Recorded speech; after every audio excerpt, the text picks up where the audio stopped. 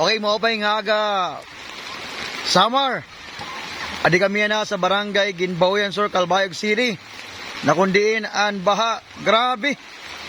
Panduhanin kadlaw nga ba di among barangay. Hadto nga una, nga adlaw bumagi hapon, medyo hataas ang tubig. Pero sa pagkayanan medyo hamabaw, pero diri na untangan oran, nagtigang an oran kagabi, mga alas 7 pa lang gabi.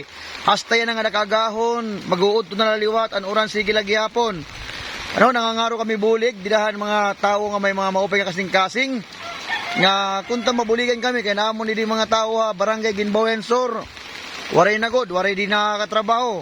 Diri makakatuwa Calbayog, diri makaagi, tungod din nga kadakuhin ba hamong barangay. Ngan makagawas ka man din namong barangay, pag abot sa nga barangay, apike may barangay Tabawan, amog gihapon, hataas it tubig. Hindi lang trabaho mga tao dito, pinangubay. Ano, nagkikinang lang kami in bulig diri. Ano man, pagkaon ba ang mga kabataan? Tubig yung Pagkaon tamang din bibiling nila na. Ang tubig, wala problema. Kaya baka damoy nga tubig ang barangay. Ano? Puro maghulos.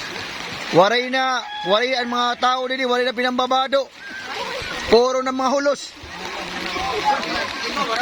Ang problema ini, kaya namang barangay, pirmi laging babaha, madamon mga kabataan. Kaya waray naging babadon mga kababainan, pati kalalakinan. Ba daw Ginoo ko balitaw, labot halin 3 minutes balitaw, ano, nangangaro kami bulig na namang barangay, kay medyo kada na lang pag-uulan, nahinugan na namang barangay, baga permiso kami hakuan, apiki ha, kadagatan.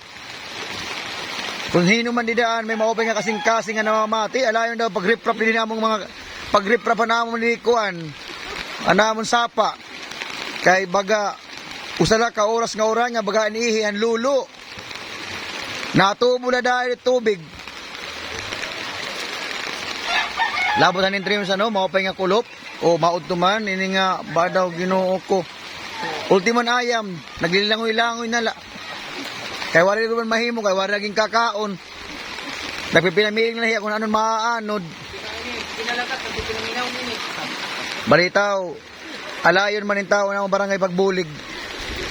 Makikita mga kabataan, nare-rescue ito nila, pero gugutom na ito nila.